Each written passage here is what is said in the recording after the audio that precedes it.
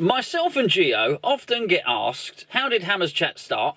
Can you do a video about it? How did you two meet? What's the future? And what are your best memories? So, with that in mind, and of course the fact that it's Hammers Chat's 5th anniversary, birthday, well, whatever it is, I don't know, whatever you call a video channel and a website, but with our 5th year coming up, we thought, you know what better opportunity, if people want to know the history of Hammers Chat and what myself and Gio have got up to, what better way to do it than to get Charlie to do it for us. So we had a word with him, and under much duress, he decided to give his favourite memories of what has been quite an interesting 5 years at Hammers Chat. So here's Charlie, and here are some of his best memories with a few pictures edited in from the last 5 years of Hammers Chat.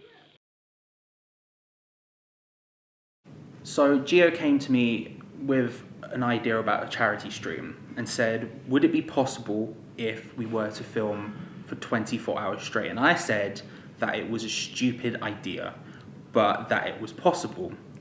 Fast forward a couple of months and we are maybe 12 hours in, and I realized just how much of a stupid idea it actually was. There weren't many people who, basically no one refused to come on. Everyone who we asked said, yeah, of course we'll come on, we'll do anything to help out. And it ended up being this incredible moment where everyone, including our community, communities of other channels, other websites, everyone came together to make a really special moment, and something that I genuinely will never forget, mainly because I was up for 24 hours of it, but also because there aren't many situations where you get that much support for something you've done. There aren't that many situations where everyone is universally positive, and yet, despite all of the heartache and despite how difficult a day it was, and how behind the scenes, sometimes getting people ready was a real stress, staying up for 24 hours to raise money for Isla was one of the best things we've ever done. And as stupid as an idea it was, I'll give Gio credit for that, it was actually a pretty decent day. So if you listen to our channel, watch it, you'll probably be aware of what 8 AM Club is. But for the uninitiated, a group of us get together in Stratford before match days at 8 AM and eat breakfast. I eat breakfast at least because I don't drink. Everyone else, it devolves quickly. And it doesn't really stop devolving, to be honest with you. It sort of devolves throughout the course of the entire day. So we'll go to whatever the bar is called, whatever the pub's called. What's the pub called? Golden Grove. We'll go to the Golden Grove. We'll eat breakfast, full English, obviously. Look at me, it's clearly full English. Then we'll go to the boats before the game, continue drinking there. Everyone else will drink, of course, I don't. Then we'll go to the match, probably more drinks consumed then. Then we'll go back to the boats, then again, more drinks consumed. We might record a review or whatever we're doing that day. Then we'll go to another bar, more drinks consumed. And then as the sort of day wears on and people begin to drop out, it tends to end with me and Gio going back to Victoria as he gets his coach back up to Scotland. We'll have a McDonald's and reminisce on the stupid day that we've just had. 8 AM is one of those weird things where I'm not a drinker, so I don't tend to put myself in those situations very often, but we've got a group of people who are genuinely some of the funniest people you'll ever meet. And it's something that I genuinely look forward to despite the alcohol and the sometimes maybe almost having fights with rollerbladers in Stratford, but that's a different story for a different day. During the first season at the Olympic Stadium, a documentary was made called Iron Men about the last season at Upton Park, and it followed Noble, it followed David Gold, it followed Mabel, a couple of big sort of names in West Ham, as it were. And we got invited to the premiere of it, which was in a really nice cinema in East London. So because I'm the one who lives in London, I tend to go to these things, and it was me by myself with a camera and a microphone. Not really sure. I was made aware sort of that I was going to interview some people. There was the potential of players, potential of whoever celebrities turned up, and I didn't really have much idea, but I went knowing sort of having a sort of rough couple of questions in case, I don't know, someone who was specific turned up. Anyway, so I get there and it's this media scrum. It's those things you always see at premieres where there's like a long line of media It had every outlet, and I think I was standing next to, on one side was TalkSport, and on the other side was West Ham Fan TV, and so they were the other West Ham channel there. And for context, West Ham Fan TV had Nikki, Ryan, and Dan all there, whereas I was by myself, trying desperately to do everything else. And the people at West Ham who were there running the event were really kind and really actually tried to help me out to make sure that I got interviews and stuff. And it was just standing there waiting, wondering who the hell was going to come along this line next that I was able to interview. So I got to interview, unfortunately, some players who have left now, so like Sam Byram, Jose Fonte. Jose Fonte, who clearly did not want to be interviewed by me, which is fair enough. You could say it's his job, but at the same time, you know, when Gio sends me along insights to edit, I don't exactly smile either. But got to interview those two, and got to interview Ray Winston, which was weird. Who was just desperate for a drink and kept saying it out loud, but was actually super affable and was happy to talk forever. Would have kept talking if he wasn't so desperate for a drink. Literally left my interview saying, cool, I'm off to find drink, and then wandered off into the night. And I was like, that's Ray Winston, okay. But it's something that I never thought I'd get to do. I don't have aspirations to be an interviewer or anything like that. But even players like Fonte or Byram who weren't West Ham legends or anything like that, just getting to speak to them, ask them questions about what it's like to play in front of the 35,000 at Upton Park or in front of however many at the London Stadium is something that you don't really get a chance to do. And I'm incredibly fortunate to be the one who lives in London because, let's be honest, if I wasn't, it probably wouldn't have been me anyway. Despite Jose Fonte's less than willingness to be interviewed. He got my questions anyway, so yeah. Iron Man premiere, ridiculous day. So myself, Gio, Gonzo, and Avit, who you've probably seen doing a women's teams video on this channel, we went to the hospitality day. We went to have one at the London Stadium. It was Royal East. Who was it against? Hull. Hull, that was it. It was really boring. It was a really boring match. And there's been a couple of times where we've done something special where it's been a boring match, but the day was weird. I mean, if you can imagine what corporate is like, if you've never been, it's a lot of people who are in suits, look very smart, look like they're out for a hospitality corporate type day thing. Whereas we rocked up in our polos, me wearing my smart shoes, which aren't much smarter than my normal shoes, if I'm honest. They're very cheap. I got them from Clark's for like £15. And yeah, we went in, sat down completely out of place, and experienced how the other half live. And it was, to say, I feel out of place most places, as you can probably guess. But that one was something else. Just the amount of you go in there, it's literally, the hospitality there is unreal. They come up to you every 5 minutes, checking you're okay. You basically have your own personal waitress, waiter type guy who gets you anything you want at basically the click of a finger. You get these nice plush soft chairs when you're actually sitting inside the stadium. You get drinks at halftime ready for you, poured for when you come back in after halftime. And there were some people in there who stayed in there during the half and didn't even watch the game. And you could sort of see why, because it's so bloody nice in there. But yeah, unfortunately, it was quite a drama-free game, and then having to record the review after I was recording it behind the camera wasn't the easiest thing to do. But it's a weird experience, and I'm not sure. I think some people might feel a bit jealous about, oh my God, you got to go to corporate. I don't know if you should. It's really soft seats, but it's a weird thing. I felt mad out of place. So the first big thing I ever got to do, or we ever got to do really as a channel, was in the spirit of Christmas, as it were, we went to record a review after the Stoke game in December at the last season at Upton Park. A very, very boring game. I think it ended 0-0. But it was, we'd only been going as a channel for a couple of months at this point, not very long at all. Gio had a contact at the club, or the email of someone at the club who was allowed to who basically could have let us in, and said, listen, this is who we are. We're a small channel, but we're trying to do our thing. This is what we do. Is there any chance we could get and review pitchside, do a review pitchside after one of the matches? And obviously Gio doesn't come down for every single game because he lives so far away, so it just happened to be the one at Stoke, which was also the one closest to my birthday that year. And we went, the guy let us in, again in the exact quote, in the spirit of Christmas, he managed to get us in, and we went to sit in the dugout, and it's so unbelievably surreal. As someone who would go to the games basically by myself for a lot of the time, because I'm not, as someone who wasn't raised in East London or anything, pardon me, who wasn't raised in East London or anything, I'm much by myself a lot of the time, so I'd come to the games, watch it and go straight home. To be sat in a dugout with a bunch of people I'd just met, reviewing a game at Upton Park was one of, I can't even explain the excitement I had. And even then the stadium was just empty, it was after a game, it was the gardening people were out. Gardening, that's not a word, what's the word I'm looking for? Groundsmen, that's the word. Groundsmen, even though the groundsmen were out, it was by far, like, it was just special to be in that atmosphere, to be in that place right after, just to look around and see what players would see on that day. Unreal.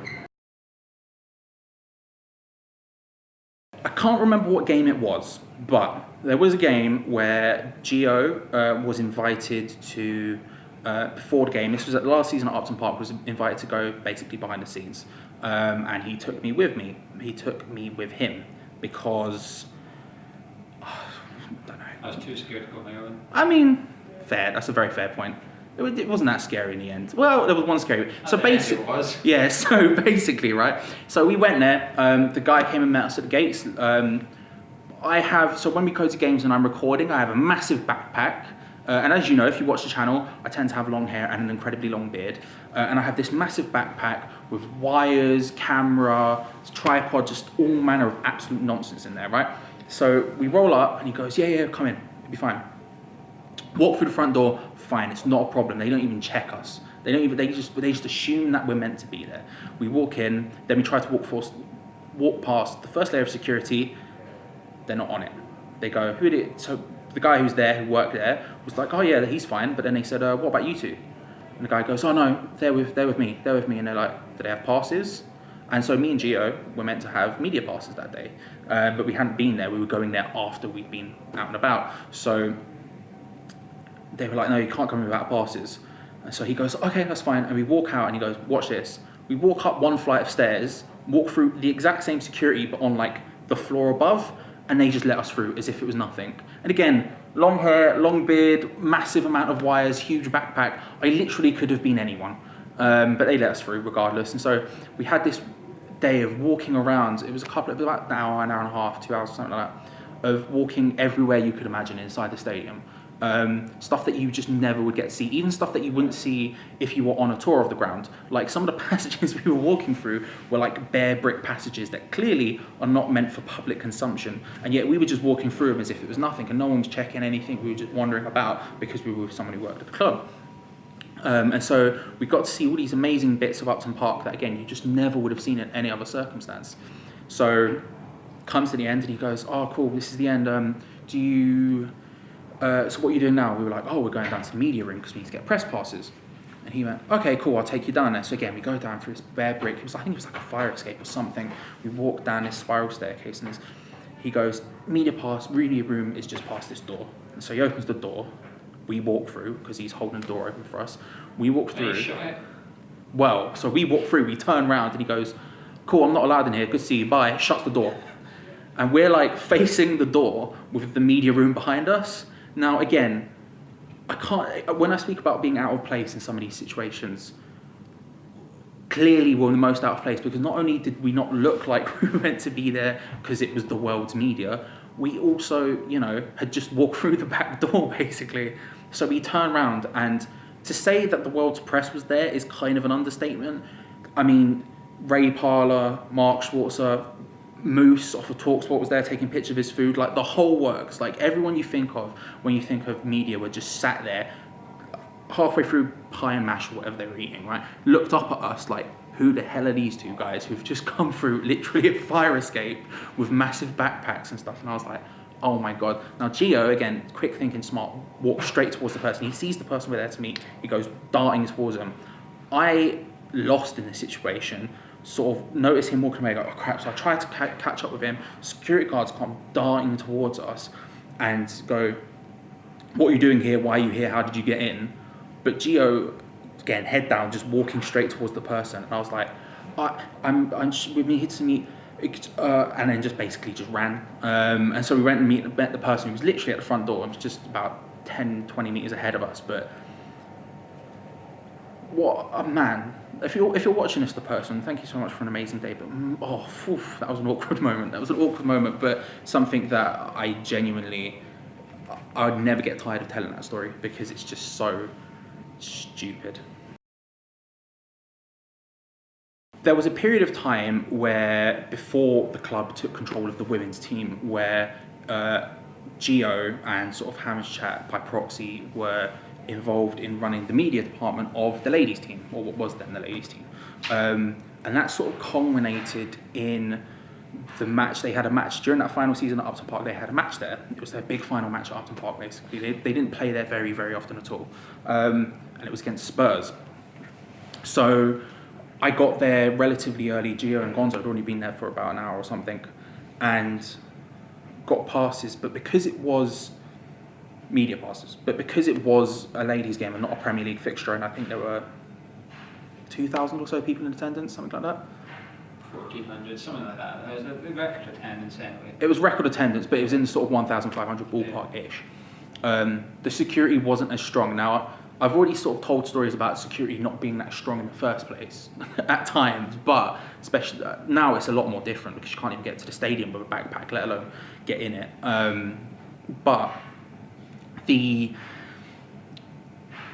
basically, I had full run of the place, is what I'm trying to say. I had a pass which said I was part of the ladies setup, which meant that essentially I went everywhere and anywhere without not even without a club employee. I was literally just by myself. So I went into changing rooms before the game and after the game. I went up through the Bowser Stadium. I was in the press box. I sat in the dugout for the first half, and in the second half I was sat in the press box. There was no one else in the press box. It was me and like 3 other people. And again, I can't stress to you how weird it is when you're so used to watching something on TV or from a distance. For example, when you see on the club YouTube channel, you'll see those videos where the players are walking back into the changing room and they're high-fiving Julian Diggs or whoever it was at the time. And you see these shots, and then to be not only there for a match, and it was a match, just you can say what you want about it not being a men's match, but it was literally a really important match and an incredibly important match for the ladies team. But to be able to be there and just be in the changing room, and you can even though it was only 1,000 or something, you could hear the PA, you could hear people above you and around you in the stands itself, and then getting to watch the game, which was the ladies team. What was the score when they faced Tottenham before that? No, I mean before that. Didn't they play before that, like a couple of weeks before in the cup or something? They got beat 4-0 or something. They got beat, and it was a comfortable victory for Tottenham. And then to see what it meant to those players on that day, to go out and win 1-0. It was a penalty. It was Katie Bottom who scored it. Who was a West Ham fan. She was the captain. I think she was a season ticket holder as well, wasn't she? Like, dyed-in-the-wool West Ham fan to step up and take a penalty at Upton Park in a game that meant so much to that team. And then after that, I edited the video for it. So the official West Ham ladies video, the match footage, the match highlights, that was me who edited that. I sat up and stayed up that night and edited it. I watched it all again. And then at the end, if you go back and rewatch that video, you can find it on YouTube. At the end, where you have like the end slate, so you have subscribe, click here for more, and all that stuff. I put the goal and the celebrations again because you can tell just how important it is to those players at that moment, and the absolute joy of it. And everyone in the stands goes mad. But for those people on that pitch, that was like one of the biggest days of some of those people's lives. And so to be there live for it, and also all the other nonsense of running about, was legitimately incredible. Heineken were running this thing called Heineken Heads Up, or it was a keepy uppy challenge basically, and they were doing it outside the ground at the Olympic Stadium, where you would try and get as many keepy uppies between you and someone else by headering it back and forth to each other. And as part of that, they invited us and 2 other West Ham websites to the training ground to do it at the training ground with the promise that there might be some players there basically.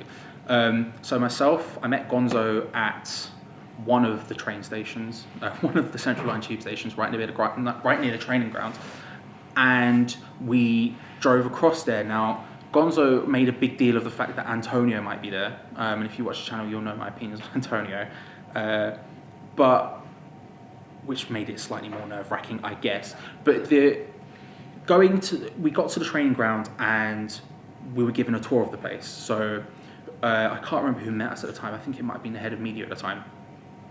He came and shook our hands and then gave us a tour of the innards, the bit where you don't see, basically, because in a lot of the videos, again, you'll see the players running about and scoring and training and stuff, but you don't really see the inside where the gym is, you don't see the canteen and all that stuff. You do in a couple of videos. And there was an incredibly surreal moment where we were walking through and he said, oh, and this is the gym. It was just a normal door. You look through to the left and there's Andy Carroll just on a bike doing a little cycle. And he went, hi boys. And I was like, well, there's Andy Carroll. I don't know if he was probably injured at the time, bless him, but like there's just Andy Carroll doing a cycle. And then so we carry on going. I was like, hello Andy Carroll, you all right? We walked through, went out, and they were currently doing drills on the pitch. They were playing 5-a-sides or 7-a-sides or something. And we just stood there and watched them for a while. And we were the first two there, out of all the other West Ham sides, we were the first two there. And we just got to watch training in this really weird situation. This was the current training ground, which was brand new at the time. And then training finishes, all the players go back in, and we got to interview, or Gonzo did specifically, Obiang, Masuaku and Antonio. And it was the first time I ever met, I think it might have been the first time I'd ever met any West Ham player. I can't remember if that might have been the first. But Antonio, I'll give him as much stick as I give him. He is legitimately one of the nicest people you'll ever meet. He was injured at that time. I remember vividly because I don't think he was meant to be at the training ground. And he wasn't training at that day, and he was clearly injured because he turned up in basically his casual wear. I think he might have had a mild argument with someone, but then came across and was literally the nicest person in the world. Sat down, had long conversations with everyone who was there. And there's a photo somewhere on Twitter of me, Antonio and Gonzo, with me pretending to be happy. No, but he is legitimately ridiculously nice. And it was another opportunity where interviewing players is so rare, especially in the Premier League, where they are really closed off. And if you speak to anyone who runs any sort of fan channel for any club, they'll tell you just how difficult it is to get even close to a player, let alone talking to them. And we got 3 of them that day. And then Gonzo did some headers with Masuaku, I think it was. But yeah, seeing the ground, the training ground, is a weird thing that I don't think will ever happen again for us, or for me specifically, just because of the way things work out. So to get in there with Heineken was a little bit cheeky. But it was a great day, and getting to meet some players is always special, let alone sitting down and speaking to them for 20 minutes, whatever it was.